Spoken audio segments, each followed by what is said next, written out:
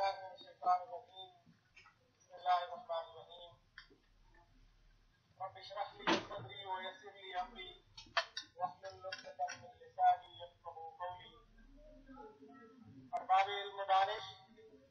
کاغذ اور قلم سے بچپن سے قائم رشتہ، بلکہ یوں کہنا چاہیے کہ تختی اور قلم سے جو رشتہ تھا وہ کی بورڈ اور اسکرین میں بدلنے کی صورت یوں بنی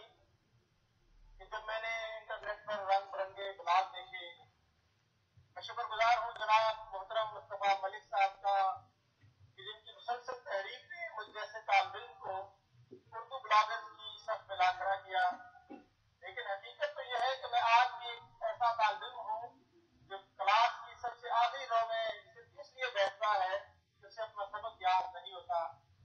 بس احساسات کی ایک دولت ہے کہ جو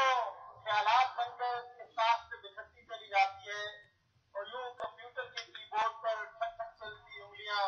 انہیں الفاظ کی صورت دے کر پردہ تقدیم پر لے آتی ہیں، اور اس کے نتیجے میں ذہن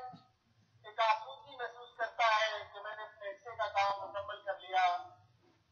اس لیے کہ ڈھنگ کی بات تو لوگ سن لیں گے، شور و غوغا کے باوجود اصل تو خطائے محترم میرا بلاغ حرف آرزو،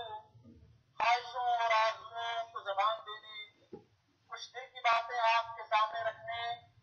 اور کچھ آپ کی باتیں سننے، کچھ پرانے قصے دہرانے، شاندار ماضی کا تذکرہ کرنے، اس دیش اور اس دیش کی گلی کوچوں اور چوکوں چوراہوں، اس کی بستیوں اور گوٹھوں میں رسی بسی حسین روایات کا نام ہے. گویا محسوسات کی معنویت تک کا سفر حرف آرزو کا عنوان ہے. یہ سوال اکثر میں خود سے کرتا ہوں کہ آخر میں کیوں لکھتا ہوں. جب یہ سوال میں نے اپنے آپ سے کیا تو دل کی کسی نہا خانے سے ایک آواز جواب بن گزری کہ تم زندگی کی اس چہل پہل میں کیوں وہ گزارتے ہو، تمہاری آنکھیں کیوں ارد گرد کے مناظر کو دیکھتے ہوئے اپنے ذہن کے پردوں پر محفوظ کر لیتی ہیں، اور کیوں تمہارا تھکن سے چور چور بدن نیند کی آغوش میں اور نیند کی وادیوں میں اتر کر پرسکون ہو جاتا ہے. تب مجھے معلوم ہوا کہ خوابوں اور خیالوں، تجربے اور مشاہدے اور سوچ و فکر کو